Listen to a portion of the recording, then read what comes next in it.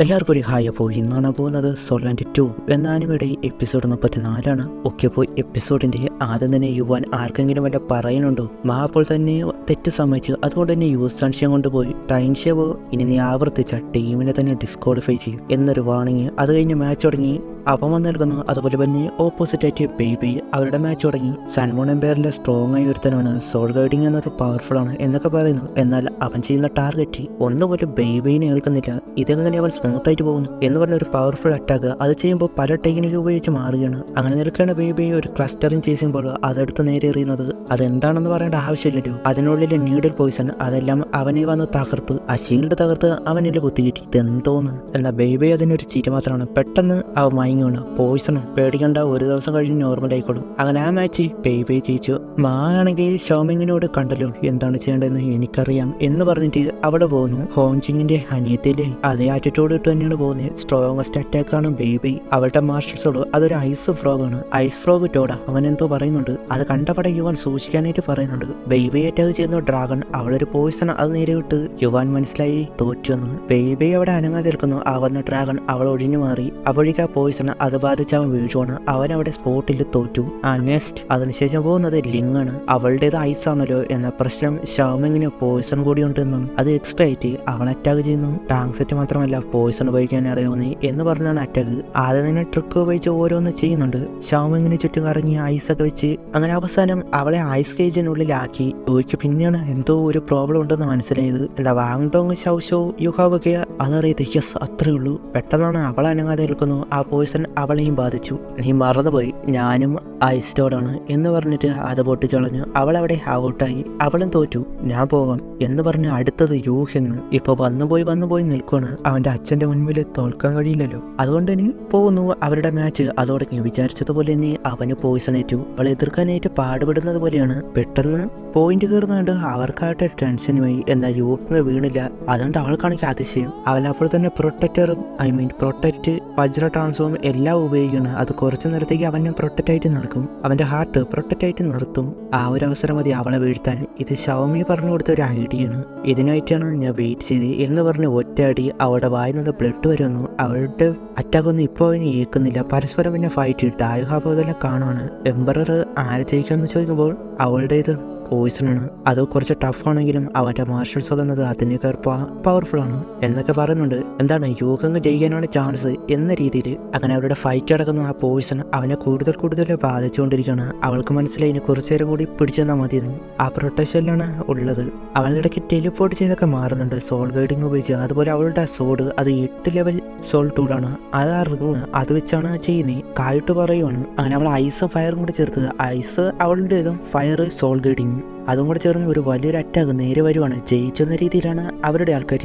എന്നാൽ അപ്പോഴുണ്ട് യൂഹങ്ങ് ആരും തന്നെ മനസ്സിലാകാതിരുന്ന അവന്റെ കയ്യിൽ 6 മില്യൺ ഒരു സോൾ ബോൺ അതെടുത്ത് തടയുന്നു. അത് ഡിഫൻസീവ് ആണ്. അപ്പോഴാണ് അവന് സോൾ ബോൺ തന്നെ ഉണ്ടെന്ന് മനസ്സിലാവുന്നത്. ഡൈഹാബ് ഇതെല്ലാം കാണുന്നുണ്ട്. ഓൾറെഡി അവന് സോൾ പവർ ഇല്ല. അതിന്റെ കൂടെ ഈ സോൾ ബോൺ കൂടി ഉപയോഗിച്ചാൽ അത് നല്ല രീതിയിൽ അവൻ അഫക്റ്റ് ആവും. പിന്നെ അവൾ ഗീവ് അപ്പ് ചെയ്യാനായിട്ട് പറയുന്നു. എന്നാൽ അവന്റെ അടിയിൽ അവളുടെ ബോധം 1 സെക്കൻഡ് പോയിട്ട് വന്ന് സോൾ പവർ ഇല്ലാത്തത് കൊണ്ട് തന്നെ ഈ മാച്ച് മാത്രമേ അവരിനി മത്സരിക്കാൻ കഴിയൂ.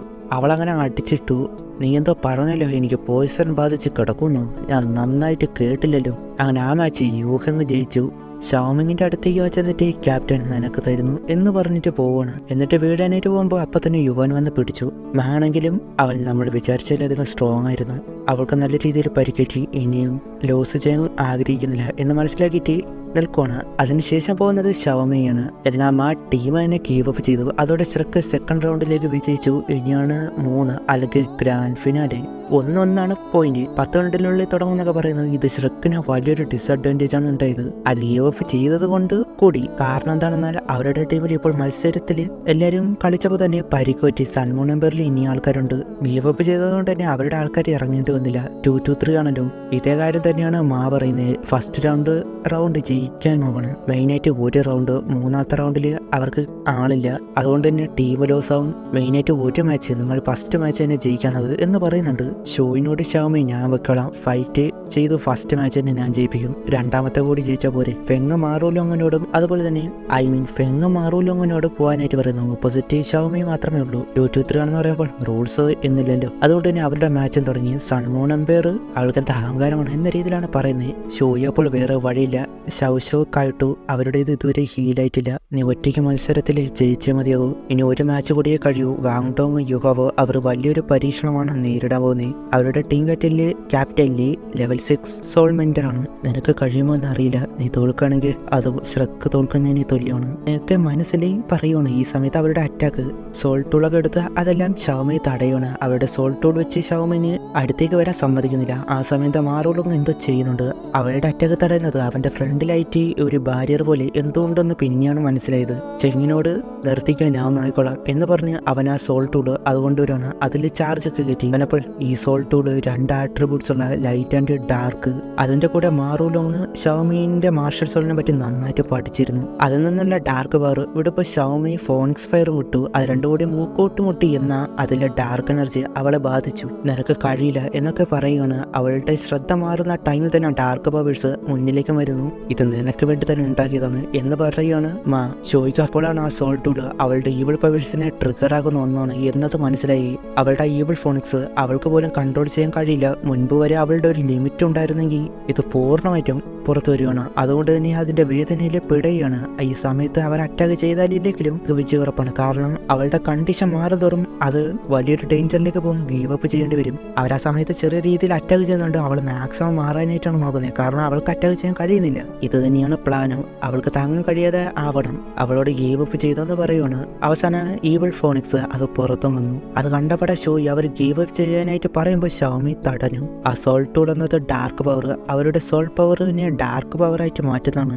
ഉള്ളിൽ ഈവിൾ പവർ ഉണ്ടെങ്കിൽ അതിനെ ട്രിഗർ ആക്കുകയും ചെയ്യും. അതാണ് സംഭവിച്ചത്. നസ്രക്ക് ക്യാപ്റ്റനാണ്, ഫ്ലോർ നമ്മളാണ് കൊണ്ടുവരേണ്ടത്. അവർ എന്നാൽ പ്രതീക്ഷിക്കാത്ത മറ്റൊരു കാര്യം നടന്നത്. ഷാമി അവളുടെ കണ്ണൊക്കെ റെഡ് കളറിൽ, അതിന്റെ പവർ എന്നത് ഈവിൾ ഫോണിക്സിനെ കാട്ടിയും പവർഫുൾ ആയി ഒന്നായിരുന്നു. അതായത് അവളുടെ മാർഷൽസ് മ്യൂട്ടേറ്റഡ് ആയി. അത് അവേക്കണിങ് ആകുന്നതിന് പോലെയാണ്. അതിന്റെ പേരാണ് ബ്ലാക്ക് ഫ്ലെയിം ഫോണിക്സ്. ഇത് പെട്ടെന്ന് പറയുകയാണെങ്കിൽ ഇതെന്നത് അൾട്ടിമേറ്റ് ഫയറും ഡാർക്ക്നെസ്സും ഈവിൾ എല്ലാം കൂടി ചേർന്നാണ്. അത് എതിർക്കാൻ എന്നാവണം ലൈറ്റ് ആട്രിബ്യൂട്ട്സ് കൊടുത്തു. ഈ മാറുന്ന ഫോണിക്സിന് ഒരു കോഡ് ഉണ്ടായിരുന്നു.